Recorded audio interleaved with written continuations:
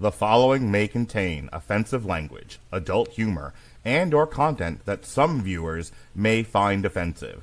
The views and opinions expressed by any one speaker does not explicitly or necessarily reflect or represent those of Mark Radulich or W2M Network. Please listen with caution, or don't listen at all.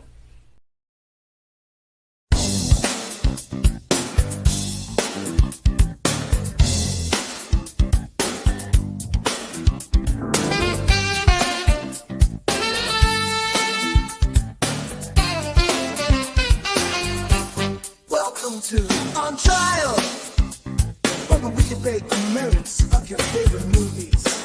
Hope you're ready, Hollywood, because you're on trial.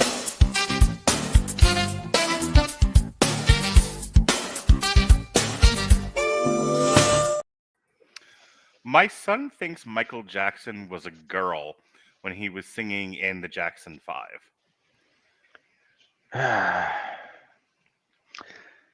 You know, Mark, your son's a bright boy. He is. And think very kindly or think through what you're about to say. I'm sure that you can correct him on his misconception. I did. So we were in the car, and I was driving them back to their mom from school. It's what I do Tuesday, Wednesday, Thursday. I pick them up from school, and I either bring them to my house, or if it's her week, I bring them to her house. But it's so that I don't go an entire week without seeing them. Yeah.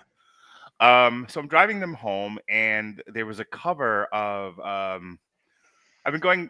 When I'm doing my notes at work, I'll listen to old Radulich and Broadcasting stuff, and like I'll go way back. How far back? Way back. Like I went back to 2014 earlier today.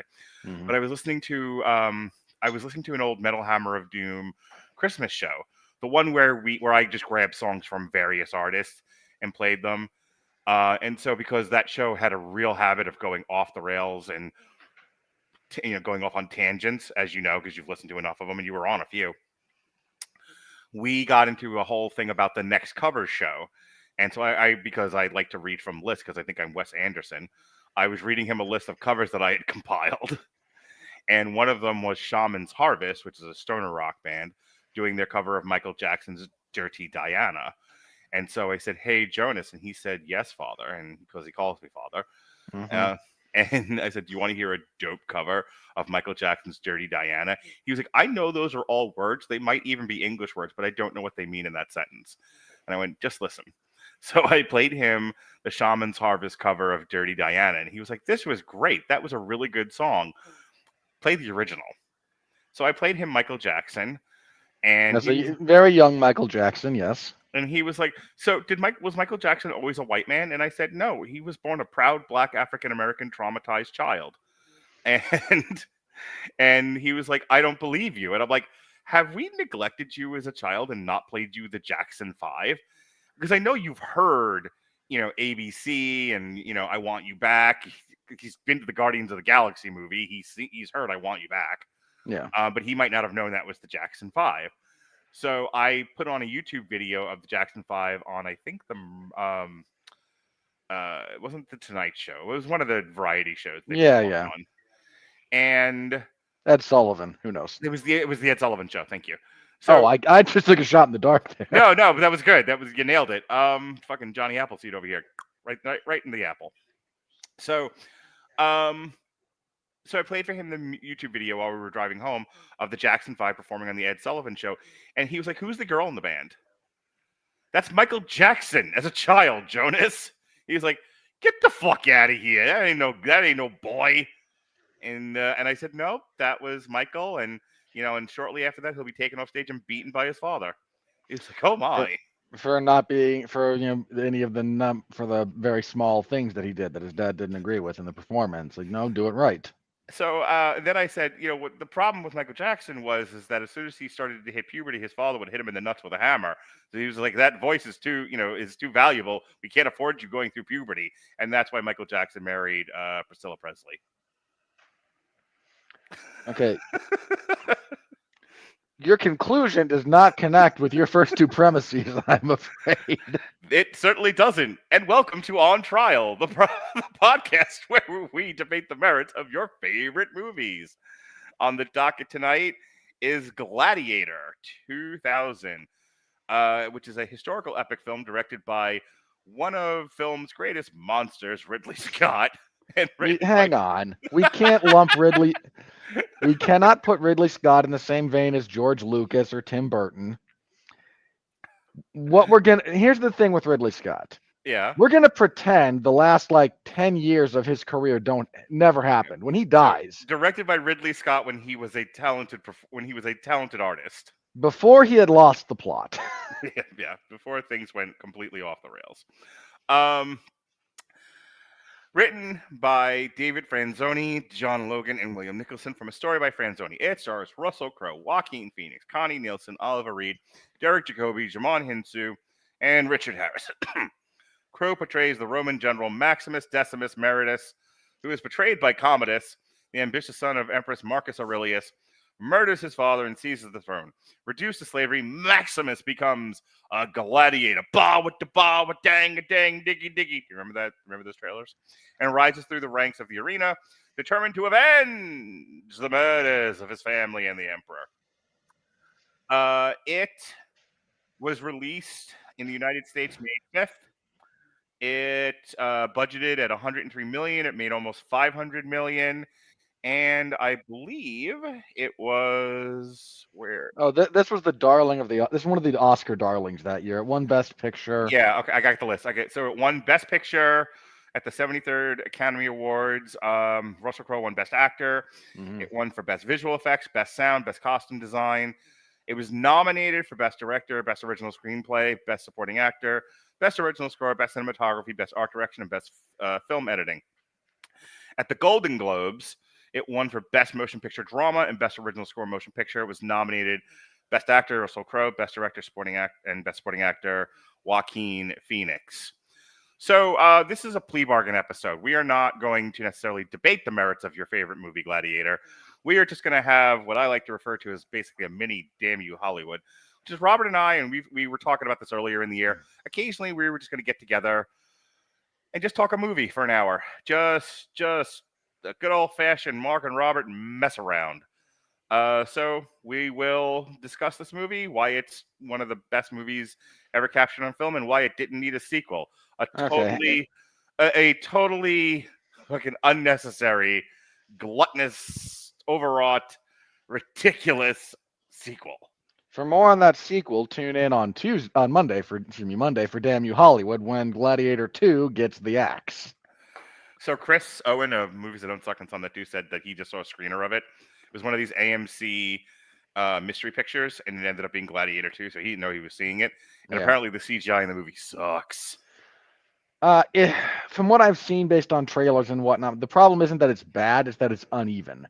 Mm-hmm. Like, some of it looks pretty good. Mm-hmm. And then there's the baboons. Okay, well, we'll talk about it Monday.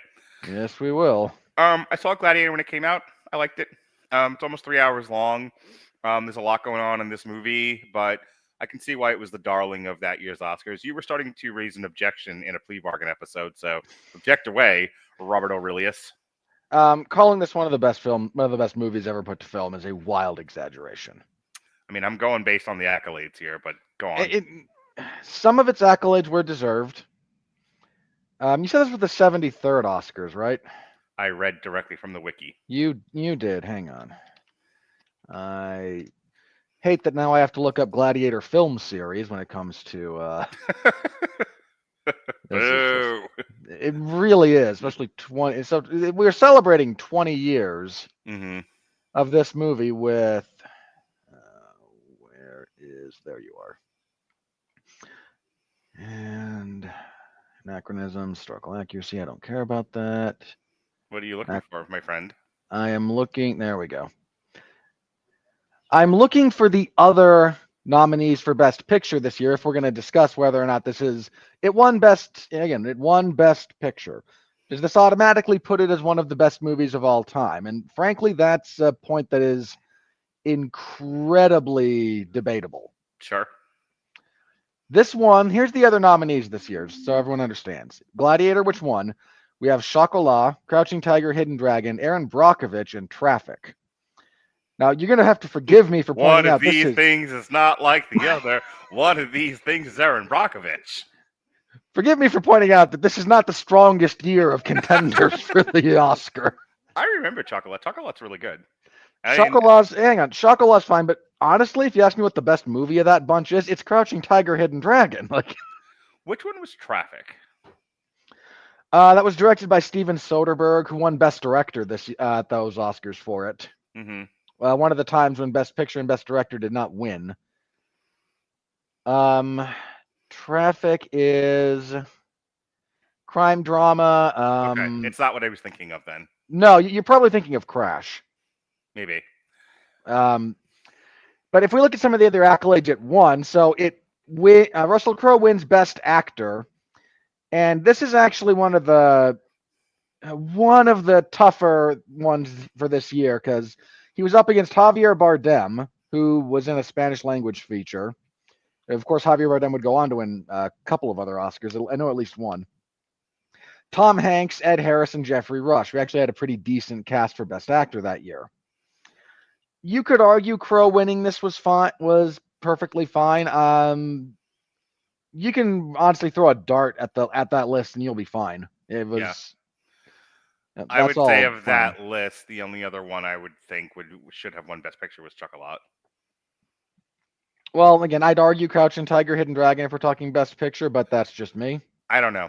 Yeah, I don't necessarily want to go completely off topic. Oh no, I'm not. But I will tell you, I showed because I had shown him Bulletproof Monk for the comic strip that I did with Evan Bevins.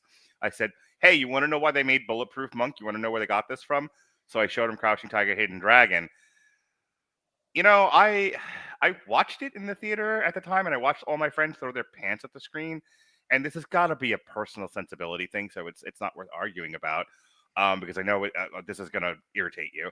But, like, I remember appreciating the film for its mastery of technical technique and its very nicely told story. But I don't remember it resonating with me personally.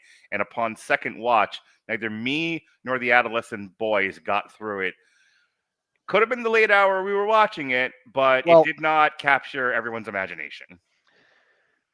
There's two things about that. One, the late hour doesn't help, just as a by the by. Yeah. But that's not a movie you show the adolescents. It's it not resonating with you. I completely understand. And that's, as you mentioned, that's just personal preference. Right. You've got to have patience with that movie, and you've got to have attention. Like, because you have to, part of it is like you have to read the subtitles. Yeah. And then it's an intricate enough story that you have to connect a few dots. Not a lot, just a few that make everything kind of click a little bit more. And it's also very not American. That is a very, that movie is very much of its location. It's Chinese in origin. It's a very Chinese movie. It's very Chinese. So if those are going to be problems for you, it's going to hinder your enjoyment. That's very true. Mm-hmm. But so again, point being, Gladiator wins that year. It's not a strong year overall. Is the sum total of my point there. I remember liking Gladiator a lot when I saw it. I meant what I said in the introduction. I think it was a great movie for its time. 2000, there's kind of a sea change in movie technology that it made good use of. I think, it looks really good. It has a very strong cast. It has a nicely told story. I showed it to my son about a month ago. He was very excited for it. Like, I told him, can we wait till Gladiator 2 comes out, watch them a little closer together, because I'm going to end up talking about it. And he was like, no, show it to me now, Father. Sure. So I remember watching it with him, and I think I told you this on a different podcast. His assessment when it was over was, this was a great movie. I can see why you wanted to wait to show it to me. Lily wouldn't have been able to get through it. It's too long. But I'll tell you, as a 10-year-old boy, waiting an hour for him to get Gladiator in was a long wait. And it's not meant for a 10-year-old. So he's allowed to have that opinion. He's also not wrong. It takes an hour. And I clocked it because I just rewatched it before the podcast, and I'm about halfway through it before I had to stop and go record with Neil and Chris. It takes an hour to introduce the world where we're setting this movie in, to introduce the characters, the relationships, kill the king, kill the Caesar, get the plot going, kill Russell Crowe's family, sell him into slavery before he even makes his way to a gladiator arena. It's in a 2.5 hour movie. It's a long way to get to the title. Well, that's okay. Here's my big thing. One of my other things And about this movie. don't take me as a luddite. I'm not complaining. No. It's a thing that I witnessed in the movie I watched. It's true, and it's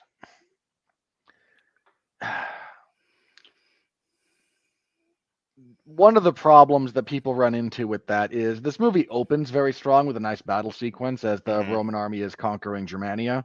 I love the line that his captain says to him. It was like, why don't they know when they? People should know when they're conquered. They conquered, and Russell Crowe just looks at him and goes, "Would you?" And he's absolutely right. Yeah, but that's a nice interaction. Again, it's a strong opening sequence, and then we delve into the politics of what's going on for maybe a hair too long. I was thinking about you during the scene with the Caesar, Marcus Aurelius, and Maximus, where he was like, "Listen, Rome is fucked. I'm dying. My son's a nit. It's you, Maximus." And Maximus is like, "I get to go home now to my farm. I've done my bit for God and country. I want to go home and be a farmer. I have seeds of wheat to sow." And he was like, "Well, no, you are uncorrupted by the politics of Rome. It's you, George Washington. You must lead." And Sir, we would like to confer upon you the presidency of the United States. Yeah. Don't I have a say in this? Not really. And he's like, "Fuck." It's like I said to one of my coworkers, sometimes it doesn't pay to be too good at your job. So and it's true. And Maximus is like, "I politely decline. I respectfully decline. No, thank you." And Aurelius is like, "I'm really not taking no for an answer. If you love you," he's like, "Why do you soldier?" I do it for Rome. I am loyal to Rome." He was like, "Then that's why you have to be Caesar, because it's your duty to Rome to be the best leader, to be the leader it needs right now." And then it all goes tits up after that. But it's a really great scene. It is. There's some really strong stuff. Joaquin Phoenix does. But I was thinking about you because you've talked about nobody who wants the job should have it, and the perfect person is the one that doesn't want the job. And I was like, George Washington and Robert Winfree, Maximus. Well, it's again just kind of a general philosophy about, especially the closer you get towards absolute power, and the Emperor of Rome is very close to absolute power. In that part of the world, you're a god king. Well, and this is also, I may be misremembering the chronology of my Roman history. Mm-hmm. I think this is pre-Caesar. Mm-hmm. Because near the end, when they're like plotting their coup, Maximus says, get me to my army. My men will follow me, and I'll bring them here into Rome." Because there was a long-standing tradition that is where crossing the Rubicon comes from. The army did not cross the Rubicon because the army was separate from the political power. And the big thing that Caesar did when he seized power and dissolved the Roman Senate was he brought the army across the Rubicon and said, did the meme. I'm the captain now. And none of you can stop me because all you have is politics and I have military might. And that's it's one of those lines that was maintained for a while, so they actually kind of reference it. So again, we're pre-Caesar even. And it does take a bit to get going, but you do have Joaquin Phoenix, who does a very good job as Commodus. He is eminently detestable, a wonderful hate sink. I tell you what, can we talk about how Joaquin Phoenix's Commodus is a very modern man, the kind of man you and I complain about endlessly these days? If you were to show a modern audience Commodus, they'd wonder why isn't he supposed to be the good guy? Yeah. Based on his affect. There's a different, and I think a better way of saying that. If you would show a modern audience outside of my son, Gladiator, they would be sympathetic towards Commodus. Yeah. They'd be on his side. For a lot of it, yeah. Yeah. Which is why Russia's eventually going to... Sorry, not Russia. Take two. which is why China is eventually going to win. There you go. It took you two, but you got there. Listen, sometimes you don't get it in the first take. That's true. Too bad we're live, pal. Can we roll this again? We're on live, Sid. So you're not wrong in the sense that if you looked at just like the trailers for this movie, like, oh, it's all about the gladiators, and then no, it's not. This is. Right. I have a minor gripe with the marketing of this movie and the way people kind of talk about it, because people don't talk about it correctly. This is Shakespeare, and nobody wants to admit it. This is Macbeth. Like, this is just this is Macbeth. Mm-hmm. That's all this story is. It's Macbeth set in Rome, and we focus on Macduff rather than Macbeth as our protagonist. And nobody wants to talk about it in those terms because action. To go back to, it's why I brought it up. I don't just talk about my kids just to talk about them. I mean, sometimes I do, but because they, to me, in many ways, they are illustrative of of the movie going public to one degree or another. And I think Jonas's perception of the movie of not enough gladiating in the Gladiator movie was what a lot of people walked away with. First of all, it's 2000 and the internet's not that new. It's only a couple of years old at this point. People aren't clocking run times. I mean, we're still calling movie phone to see what's playing. Hello and welcome to movie phone. You look it up in the paper. Yeah. And no one's paying attention to run times. And a 2.5-hour movie back then was not common. So we're still a couple of years away from Lord of the Rings kind of changing the landscape on that one. Right. So people went to the movies expecting 2 hours, and they got, this near 3-hour movie. And again, if you remember the marketing for Gladiator, a lot of it focused on "Are you not entertained?" and him killing people with swords. The fact that there's this political drama around it and this being a revenge tale was, you don't find that out until you've sat through the movie. And then I think if you told people ahead of time, it's 3 hours, it's a revenge tale, and it's highly political in places, and he only gladiates for about 30 to 45 minutes of the entire movie, I don't know how many people would have gone to see it. Well, again, that's down to marketing. So, what can you do about it? So yeah, there's that, but if you accept that, this is a play on a Shakespeare story, the rest of this movie kind of falls into place in ways that are not necessarily self-evident. So what happens in this movie, Robert? Let's talk about that in 50 words or less. All right, so as we've talked about, we open with the Roman conquest of Germania. Russell Crowe's character is like the commander of this legion, actually several legions, but they're finishing this conquest, and old man Marcus Aurelius shows up with his 2 kids and tries to confer upon Maximus, Russell Crowe, the emperorship of Rome. Because he knows the Senate squabbles, and he knows that the politics is starting to rot it, and he knows that all great empires destroy themselves from within long before they are destroyed from without. And Maximus doesn't want this. Like, no, I want to go home. I want to see my family. I want to farm. I have literally done my bit for God and country. Look, man, I am just Zack Snyder. I want slow-mo of wheat farming for the rest of my life. That's really all I need out of this. In a few years, there's this movie called Rebel Moon. It's my porn. Pretty much. But he's sort of convinced that, you really do kind of need to do this. And let me think about it. And Maximus tells his son, yeah, no, buddy, you ain't becoming king. And his son then, well, I'm sorry you feel that way, father, and murders him. Murders him by pressing his face into his chest and essentially like smushing his face with a pillow. That kind of an effect. Interesting way to kill a guy. Leche de madre. If you're a catch wrestler. If you know Spanish, you know what that translates to. Okay. So yeah, kills him and then says, I am the emperor now. And Maximus, I'm not going to swear loyalty to you. I know you're unfit for this job. And he decided, and you have things like, okay, maybe I rally the troops. Maybe we do this right now. And the men are like, no, the new Caesar. Oh wait, they do call him Caesar. Yeah. Okay, this is post Caesar then. Several times. That's why I didn't want to necessarily correct you and get into No. If I'm wrong, if I'm wrong about my my chronology on that, you should have corrected me. Caesar right in the beginning of the movie. Yeah. Sorry. So yeah, this is post. Okay. Yeah. But Commodus figures that Maximus might be a problem, so you know what? Let's just kill him. Let's just make it easy. This is the answer to all my problems, right? Because he's that kind of character. Yeah.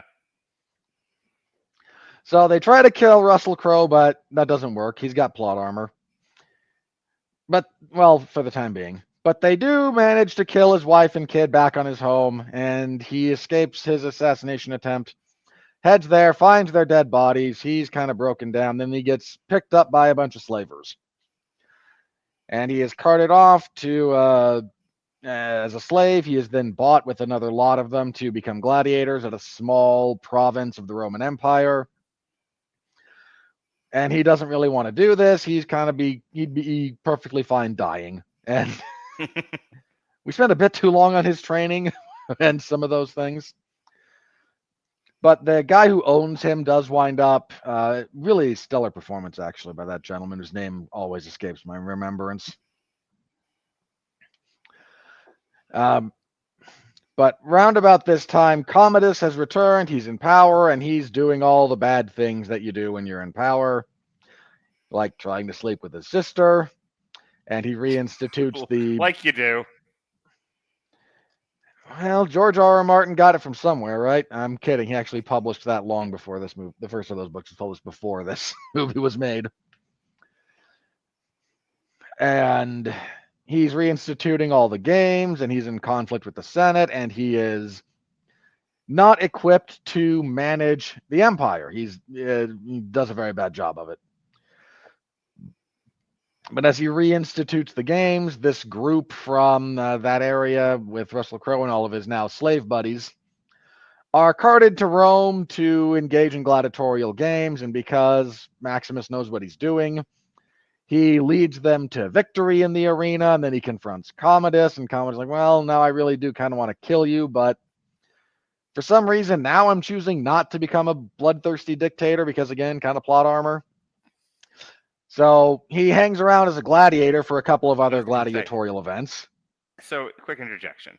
He realizes that killing him politically is not a great idea when he instantaneously essentially becomes like a celebrity athlete. And you can't kill a celebrity athlete when you're the people's favorite right then and there. You have to fuck them up and fall from grace first. When they're disgraced, then you can do that sort of thing, but not while they're on top of the world. So it's bad timing. Also, Commodus didn't know he was there until. Saying if it's out of character for him to behave that way is. That's debatable, so we'll debate it. We can talk about that in a minute or two. Yeah. Look, Commodus is a petulant child, and he gets spat on in that instance, and you're going to tell me that now he exercises restraint? There's people watching, and when your ego is that fragile, that's what matters. Fair enough.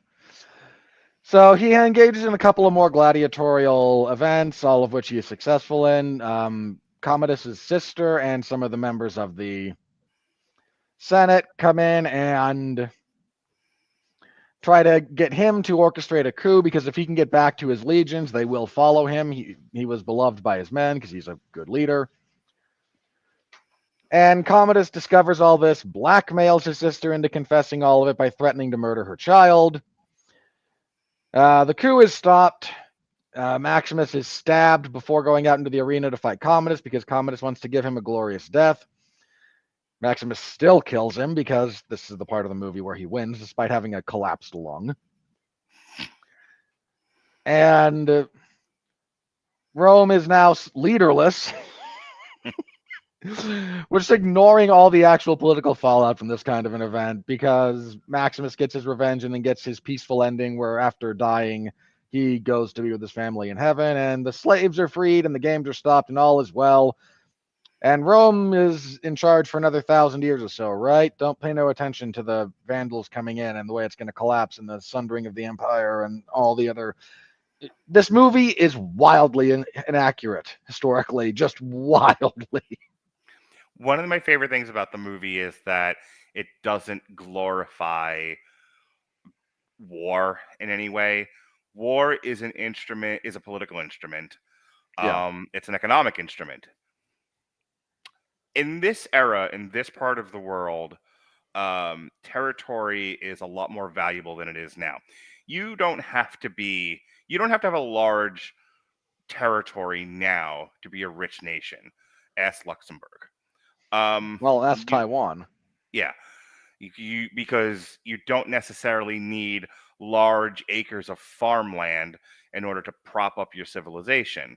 There's all kinds of things you can do. But back then, one of the impetuses for acquiring large land masses was you needed space to farm. So Rome, I mean, some of it's driven by ego, some of it's driven by, might makes right, but a lot of it's driven by as Hitler once said, we need breathing room. And that's that.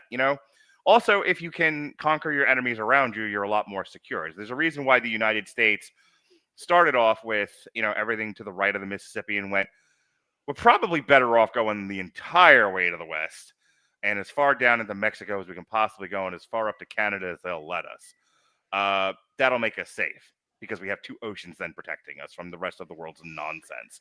And they were largely correct until the middle of the 20th century. I forget who said it, but there was some, it might have been a historian who said that the United States is blessed by geography.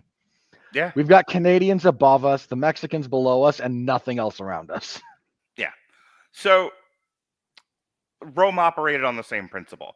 So we are all, so Maximus is taking because he is a soldier and he is doing the good work of the government by going forth and conquering the neighbors and acquiring land and making Rome as big as it can be. And he understands that war is a dirty business, but it's a necessary evil. But he does not relish. This is the point that I'm trying to make. And it's his big character trait, which you see later on when he does the Gladiator. He does not relish in the death. Yeah. Death is bad. These are people. He does not see them as, the George Lucas robots from the Phantom Menace, just send them out there to be massacred. Or even the king in Braveheart, well, send the Irish in there. It'll be fine. Arrows cost money. The dead cost nothing. Right. So he's there to do the good work. But let's not kill as many men as possible. And the men that die, he generally feels bad about. He does not, and the thing of it is like when it's all over, he's like, I've done my job. You sent me here to do a thing. My thing is done now. I get to go home. And I'll tell you, military people who saw Gladiator was like, oh, good, they're speaking for us. Because I can't tell you how many of these people I've talked to working in law enforcement, as I have for the past 15 years, have said, we had no problem going, but when it was done, we wanted to go home. In the particular cases, especially during the Iraq War, where there was some retention issues and they weren't quite willing to let people go when they should have, there's a lot of frustration, a lot of anger with the military at that time, and rightly so. The goal is not to war forever. This isn't Kevin Owens and Sami Zayn. That's a wrestling thing, fight forever. But even those two guys are like, we'd like to stop now and at least take a breath. So when he's done his bit for God and country, and through no fault of his own, he ends up being betrayed and nearly killed, and then his family is killed. He's like, what was all of the point of this? What was the point of doing any of this when at the end of the day, I am alone, my family is dead, I'm practically dead, I have no home to go back to. What am I going on for? And then it's like, because you're going to do the one thing you've been trained to do and you do really well, go kill. He's like, but I don't want to kill. And then he kind of has this switch, and that's why like the "Are you not entertained?" is a misunderstood line about what he's saying with that. He's like, I don't like what I'm doing here. You shouldn't like it either. Life is valuable. It's a very conservative message, which got lost on a lot of people. And then he was like, all right, fine. You want death? Here's death. Eh. And he like kills people in the most nondescript, like unsatisfying way possible. He's like, you want death? Here's death. How do you like your death? And people are like, boo, this is not entertaining. And he's like, no. This is what you wanted, assholes. This is what you wanted. It's no, some like of the most powerful stuff of the movie. The irony there being like everyone is shocked by how quickly he kills all those people. Mm-hmm. And then and they're like shocked into silence. And then he looks and that "Are you not entertained?" is just a sign of absolute disgust on. And now it's like the rallying cry of people at post UFC events asking for a bonus. Please, Emperor Dana, bestow upon me $50,000. Gladiator and Fight Club, probably the two most misunderstood movies of the early 2000s. Up there for sure. And then he throws down his swords. He spits on the ground like, you people disgust me. Right. Stalks off and the crowd starts cheering. Like, give us hell, Quimby. Yay! I'll tell you what. Ridley Scott, for all of his faults, understood crowd psychology really well. For a time, absolutely. Another, if we're gonna like talk about problems with the movie, there's a section like probably the third quarter of it. We break it up into fourths. About that third fourth is really stretching the material. Yeah. It's where we're trying to set up the coup and we're trying to establish like, no, Commodus is a bad leader. Like, well, we all believe you, but now everyone's taking a bit too much time explaining why. And there's kind of a subplot around the granary stores that he's selling off to fund the games. Robert, it honestly comes across like in the first draft of the script, they really just wanted to focus on gladiators. Like we just want to see Russell Crowe kill a lot of people. And they're like, there has to be a real movie here.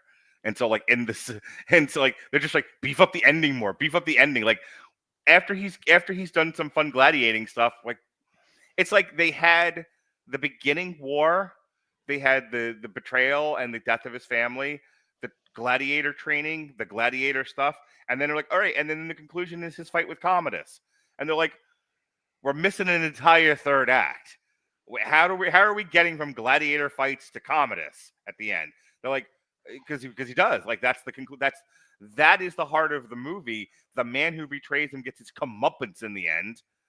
You know, after Russell Crowe leaps over these enormous hurdles to get there, they're like, there's got to be more than this. This is way flimsy. And so it's like all the like coup political stuff, they just had to keep stuffing because they had nothing in that third act. And they were like, there's got to be something else here besides his fight with Commodus.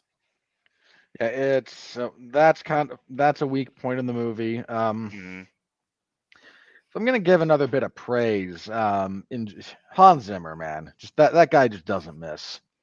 I said it before. Does Hans Zimmer ever do a bad score? It's like John Williams. Oh look, John Williams did another good score. Must be a day that ends in Y. Yeah, but it does in particular, bear pointing out that Zimmer did the music for this, and it's genuinely top notch. It's among his better work, and given honestly, the score's probably more memorable than most of the movie if you really want to break it down. So that's again, that's a giant positive in the thing's favor, but it's a real shame that so much of this movie gets, again, sort of misremembered or glossed over. Because kind of to the point you raised earlier, there's a very, I really hate to use this phraseology because it bothers me for reasons. But this is a discussion about healthy masculinity that goes on in this movie. If we just look at Maximus, and it's kind of sorely lacking. I mean, Gladiator's one of those movies that was some navel-gazing think piece by some guy who desperately trying to justify the fact that the Atlantic pays him way too much for his word vomit. Talking about like movies that make men cry. Or it was in that one of those. I mean, there's a dozen like YouTube videos on the same thing as well. Like this one gets brought up a lot, and so does Field of Dreams. What's the third one that they always bring up? I can't remember. But that's kind of where this movie, like to the extent this movie had a second life, beyond, hey, it won an Oscar. Like, what makes people come back to it a little over time? And this is kind of the thing that, you're about you and we're about a decade apart, but I was upper teenager when this came out. Mm-hmm. And if you're that age or older, this is the kind of thing that you watched. Brian's Song. That's the other one. Can't believe I forgot that one. The original, not the remake. Don't watch the remake. But that's one of the things. This is one of those things that is like, okay, you're moving. You're moving beyond the 10-year-old phase. Not to point anything out too specifically, but you're getting beyond that. You're moving towards later adolescence. What's the kind of movie you show a early to mid adolescent boy that you think is going to wind up being a positive experience? You could do worse.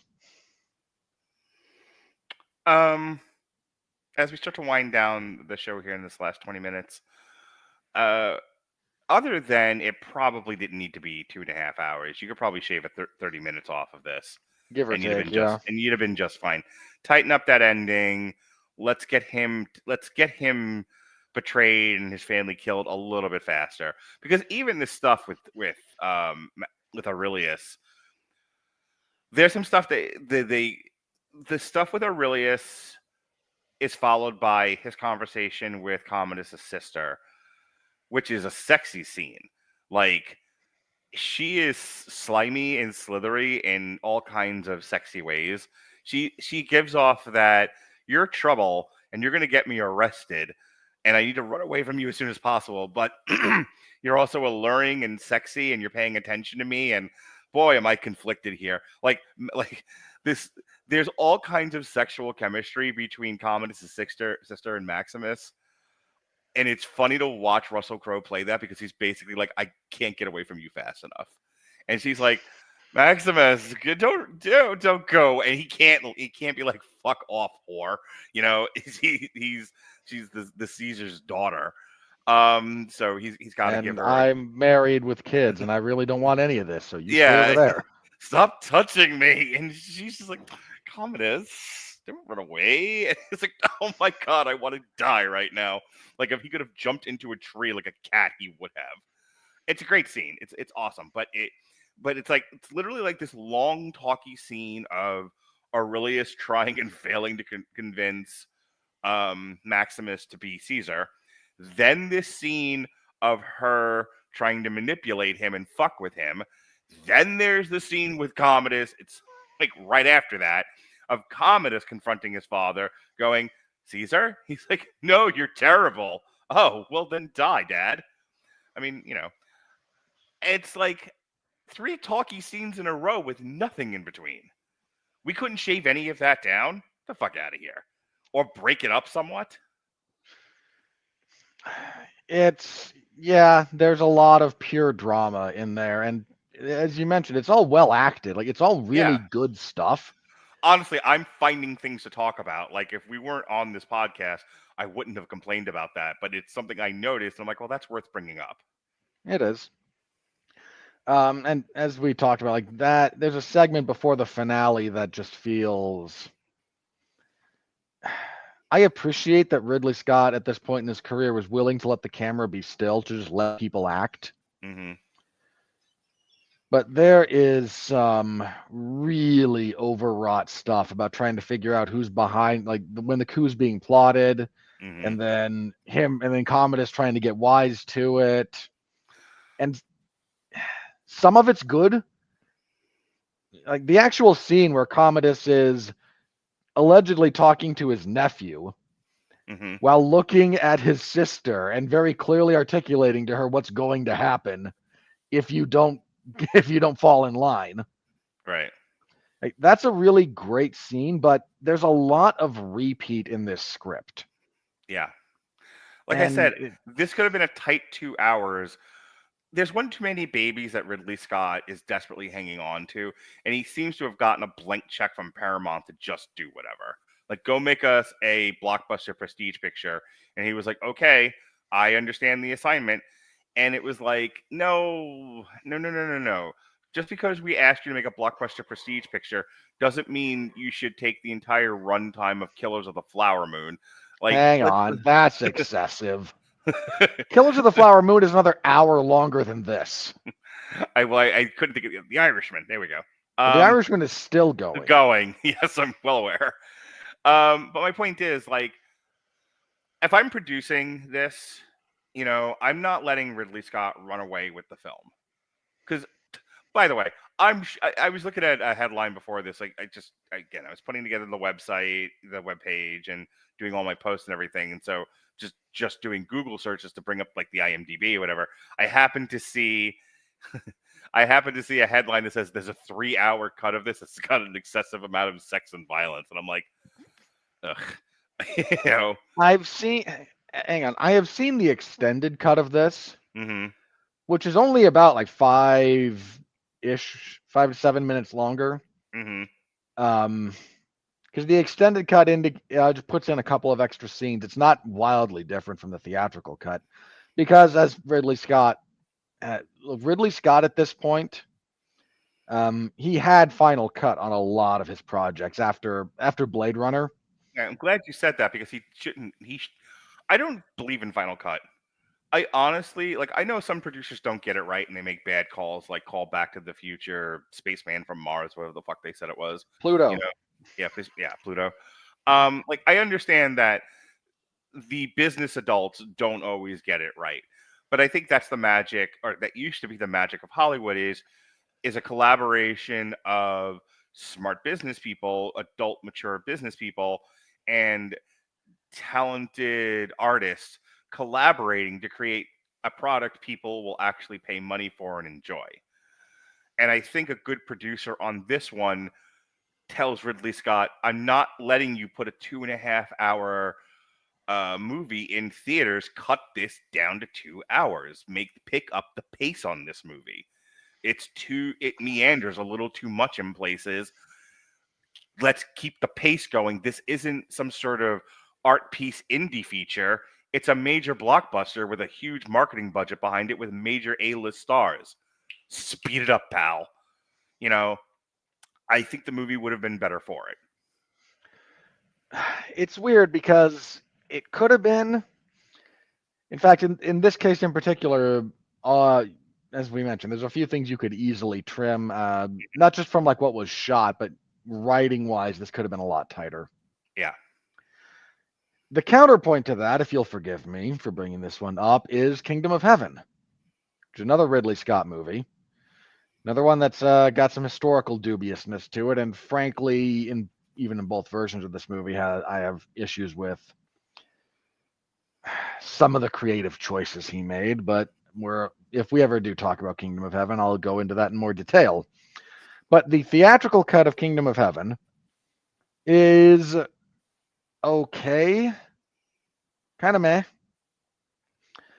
The director's cut is like 20 to 30 minutes longer, and it suddenly makes it like one of the best movies in Scott's in his filmography. It's wild how much better that version of the movie is. Okay. But those are the risks you take when you do something like that. And in this case, it clearly worked in general, and maybe and could have been refined further. But I mean, we're sitting here kind of nitpicking at a movie that did, in fact, win several Oscars. So I think by and large, I enjoyed Gladiator. By and large, Jonas enjoyed Gladiator. It was just like, this is a little too much movie for for even the genius 10-year-old. I don't think most 10-year-olds aren't getting out of that first hour. Most 10-year-olds aren't getting out of that first 30 minutes. By the time Commodus kills Aurelius, they are off playing Minecraft or Fortnite or some shit. You've lost them. You got to call them back in when the gladiating starts, and then they're gone again. But other than that, like, it's a beautiful looking movie. I think there's some really choice filters in certain scenes that they're using to, they change. they actually do a wonderful job of like making the cold of Germany look really cold, Yeah. and then Marcus's Maximus's home actually has a really soft, warm glow to it, and then you get to Rome and everything's harshly lit Yeah. and a little bit gaudy. And So, at the end of the movie, Commodus is dead. Maximus is dead. And we are trying to figure out what to do with Rome next. And, everything's tied up nicely in a bow, and we're done here. Rome falls. We have the Dark Ages, and eventually Europe's conquer North America and kill all the Indians. And then Trump gets elected president. That's history. again,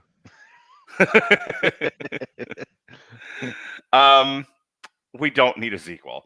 And I don't want to spend too long on this. I'm just kind of trying to get us to plugs. But I did want to say, I don't know how you looked back at Gladiator and go, okay, there's room for a sequel here. There isn't. Why are we doing this? yeah, I don't understand this. I don't understand that impetus. I don't understand what's going on there. How does he have a son that lived? None of it makes sense. And hey, we'll cast Pedro Pascal for some reason. That never backfires, right? Is it me, or is it coming across like a soft remake? Sort of, kind of, maybe, not really.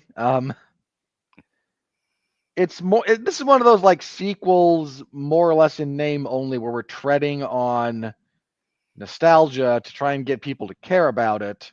Mm. But like, we're not going to revisit even necessarily a lot of the same themes. We'll just do a lot of the same actions, and those aren't the same thing. Yeah. So this By is gonna every be account, this is gonna be we don't understand why the first one did so well. Remakes or sequels. by every account that I've seen, the only redeeming quality of Gladiator 2 is Denzel Washington. Did you see the headline that says they didn't cut the gay kiss out of pressure from groups? They did it because of like some other stupid reason. Boy, Hollywood we were yelling about this not that long ago, so like I don't want to now yell at them for giving into audience demands. But it's like it feels like that's what's happening. It's like we're listening, we're doing what you're asked, we're not forcing things down your throat, but we're not going to admit we're like a petulant woman. But we're not going to admit we're doing that. We're doing it because I have autonomy and freedom and I just want to. Okay. It won't be because, it isn't because this shit's been soundly rejected in every corner of filmmaking. And once again, I hate to bring this up, but it's China because that does not fly in the Chinese marketplace at all. Yep. So, all right, that is our hour-ish long discussion of Gladiator. Anything else, Robert? Not about this one. If you haven't seen it at all, it's worth your time to watch. If you haven't seen it recently, it's probably worth a rewatch if you're so inclined. Absolutely. So Monday we'll be reviewing Gladiator. I know I just talked to Neil and Chris. Their next show is I think Smile 2 and Gladiator. So Sequels. Everything's a sequel. Hey, hang on. Do you want to be depressed about that real fast? Mm. Because it's now that time of year when you start looking ahead to 2025. Been looking to 2025 since February, but go on. But now, like, the schedule could be more reasonably set. I know of course, you've been looking at it since February. You've been looking at it halfway since December of 23. Fair.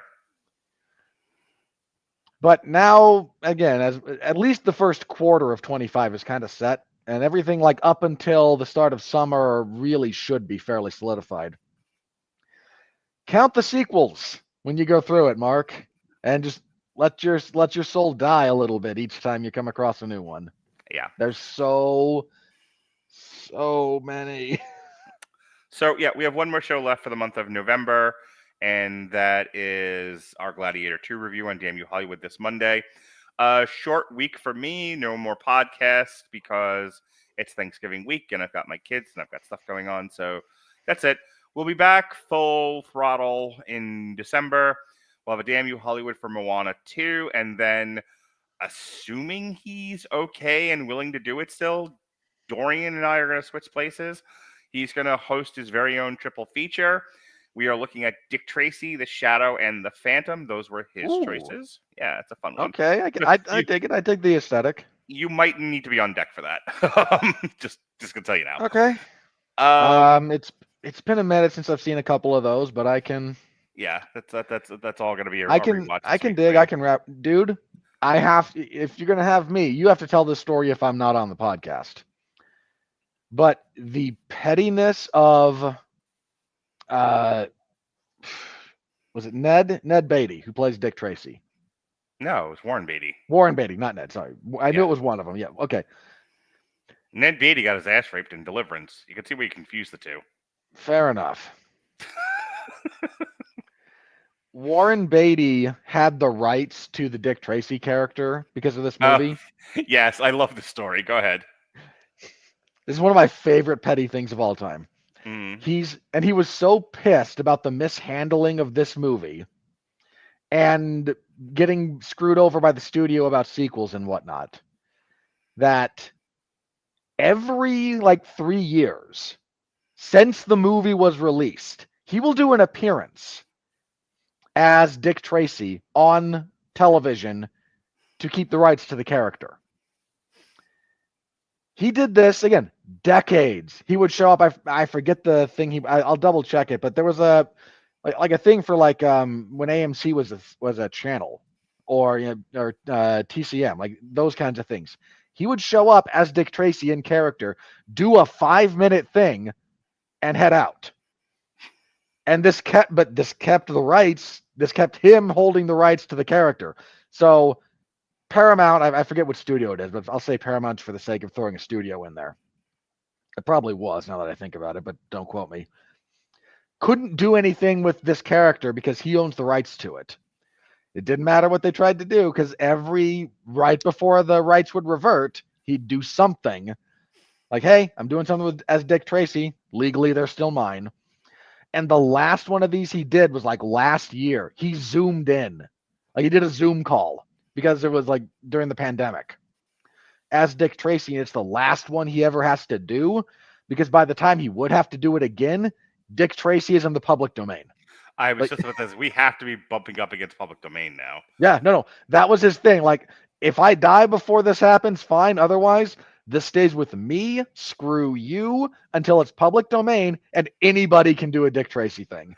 And then as soon as that happens, we're getting one of these.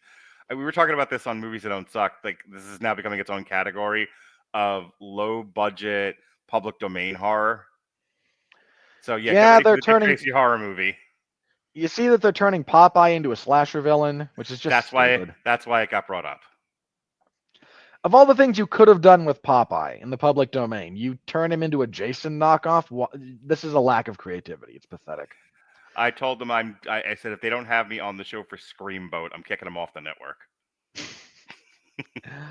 But yeah, that is one of my favorite Hollywood business side of things stories. Is that Beatty just going, you know what? Nah. That is perfection, petulance. It's pettiness. Pettiness. It's amazing. I love it. Anyway, for those of you who just tell us when you're doing Wicked, it's all I care about. Well, first, we're doing another Sessions. This is track 4. And I think I put a note in here. Yeah, we're gonna put together a song about how nearly on every podcast for the past 20 years I've somehow referenced The Wire. So that's what the song will be about. I said enough with redoing the themes. We need to take a break from that. This is supposed to be about the moments. It's about the moments. So one of those Radulich and Broadcasting bingo things. Mark brings up The Wire. It's basically the free space at this point, but yes. Yes. So that's what will be our next song. I'm going to start putting that together. So that'll be December 8th. And then, yes, finally, Chris Bailey. We will talk about Wicked December 9th. And if you're like, but why? Why are you waiting so long? You and I are going to be just... Tracking, if there was ever Stop for a second. The box office podcast that I listen to, the one that just talks about tracking and theatrical exhibition, all the business side of movies. It's not a review podcast. Wicked's tracking for a $250 million opening. That kind of tracks. Yeah. So all this talk about, the idiot with the poster and Homewrecker and the problems behind the set and the behind the scenes and all, 3-hour runtime, part 3-hour 1. runtime, part 1. Apparently, no one gives a fuck. Wicked is tracking to make it to be another $1 billion movie. Hang on. Here's my thing about. Let me bring this up about Wicked. Okay. First of all, that opening, enormous. Yeah, if it actually does it. If it does it. Here's the other question I would have about that. I imagine that second week drop is huge. Okay. That's 50-50, and we already talked about why. But let me remind you, or if this is a different audience tonight, let me explain why. It only if the fans of that IP are unsatisfied with the movie and they tell the rest of their friends. Yeah. So if it does a $250 million opening and everyone or the majority of people that go see it are like, it's magical, it's everything I want it to be, I was young again, like when the world was born, it won't have a large drop. People will start coming in because it's safe. They got to kind of send the dogs in first to make sure, well, what is this?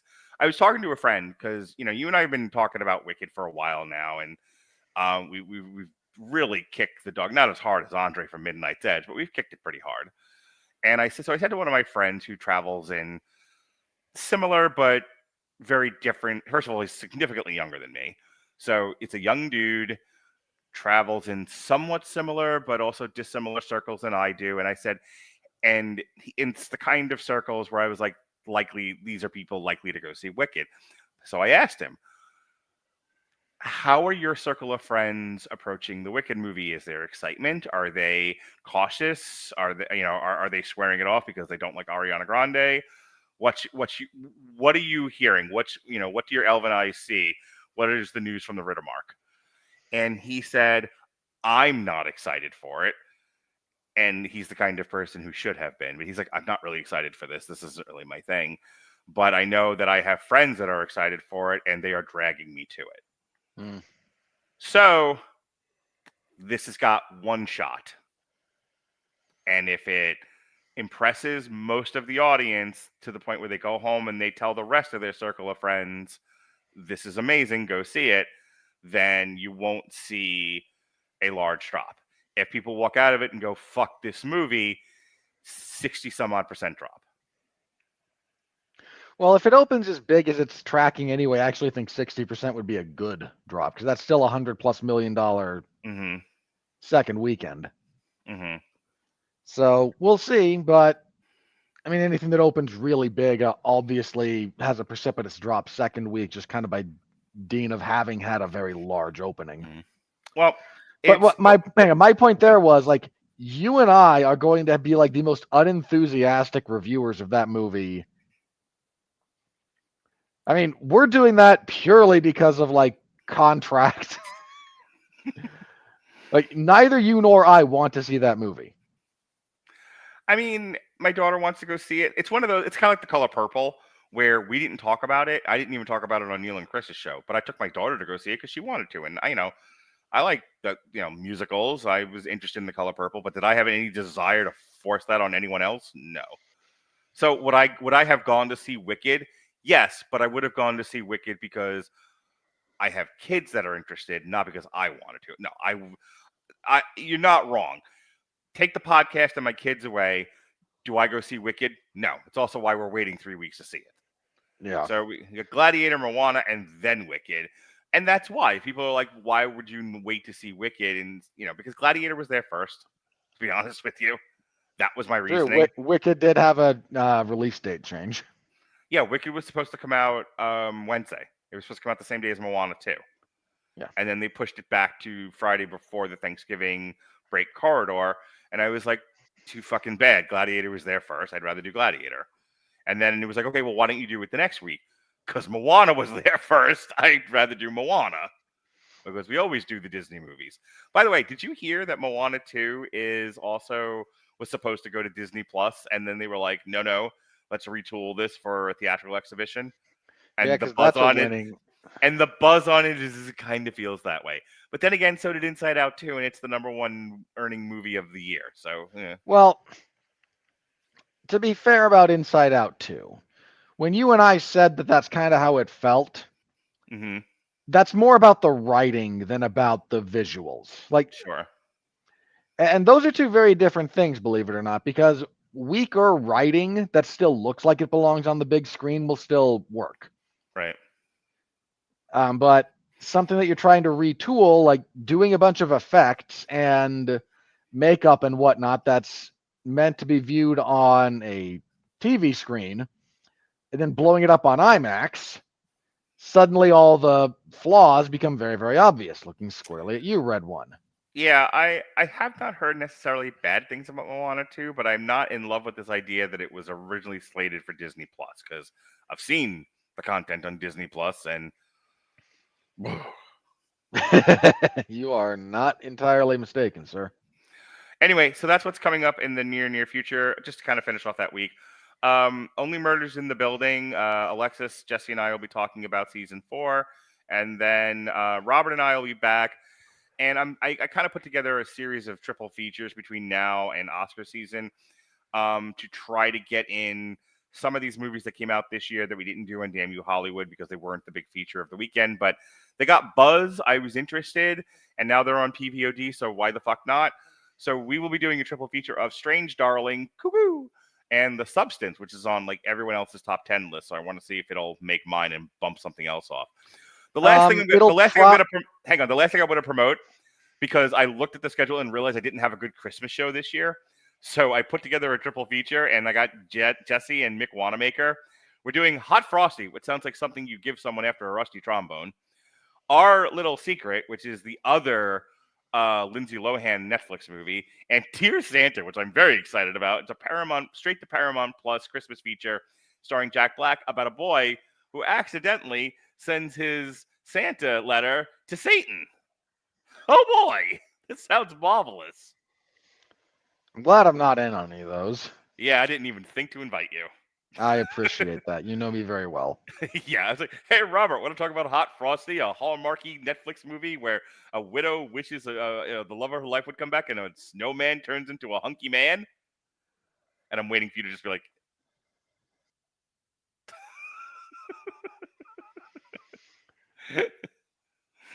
Just the door slams and you hear pitter-patter out the door. The old, what was that? The old Irish goodbye? Yes. All right, that's it. That's my plugs. I'm done talking now. So, yeah, for the record, I think you will probably like The Substance a lot. Okay. I've heard nothing but good things about it. Yeah, it's... I'll probably watch it. I haven't seen it all the way through yet. Okay. But I've read enough previews, and I know that a lot of it is going to be kind of... The body horror elements are they're not going to be the kind of thing that I think will gross you out. Okay. I'm here to take the ride. Do your plugs. So you can find me covering mixed martial arts and professional wrestling over at 411mania.com. WWE SmackDown on Friday, UFC events on Saturdays. This Saturday, starting at 3 a.m. Eastern Standard Time, all the way from China, we have a UFC event, so that'll be fun. Yeah, I'm just not sleeping that night. I will just do SmackDown and then wait up the other few hours before that thing starts, and then we'll just do that for 6 hours and change. So you're religious and a teetotaler. What do you do? And you've sworn off soda so that you could be, fit and all Hot Frosty. What are you doing for caffeine? As little as possible. I got hot chocolate if I really need it, and I haven't completely sworn off soda. I have just wildly dialed back. I was going to say, maybe you should indulge in some Mountain Dew that night. I very well might decide that I'll grab a Dr. Pepper or a Cherry Coke or something, and that will usually handle me for that. You're just so adorable. Bartender, set me up. I've got a long night ahead of me. What do you have, pal? Buddy, a wife left me, a dog died, and I've got to stay up and watch a Chinese UFC event. Dr. Pepper. You got it, pal. Fucking G-rated movie you're in. You know that scene in Back to the Future 3 when despondent Christopher Lloyd wanders into the bar. Bartender goes, so you want the usual there, Emmett? And he goes, no, I need something stronger. Sarsaparilla. No, whiskey. Emmett, you remember what happened on the 4th of July. Whiskey. Robert, promise me if you ever take a shot of whiskey, you'll go TikTok live. No. Okay, moving on. I would need a TikTok, and then I'd have to. That's too much effort. I will, however, tell you what, Mark. The first time I take a shot of whiskey and then immediately pass out because I can't hold my liquor. How many do you have? Just one. Just one? He sniffed the bottle. Okay, now that's a bit much. I've done that. I will let you know, Mark, if I ever do imbibe, you will be the first person I tell. Like, hey, Mark, I got wasted. Oh, my goodness. All right, let's go. So you can find me over there this, again, Saturday early morning. That'll be a good time. And then Gladiator Part 2 on Monday. So decent chance Mark and I are busting out the pickaxe and shovel, and we go in a burying. All right. Burying women in the backyard is the phrase that... No, burying movies in the... Freudian slip there. To the members of the federal government currently monitoring our podcast because of that, Mark was joking. Folks, thank you for joining us here on this kind of impromptu session of On Trial. For Robert Winfree, I'm going to bed. Be well, be safe, and behave.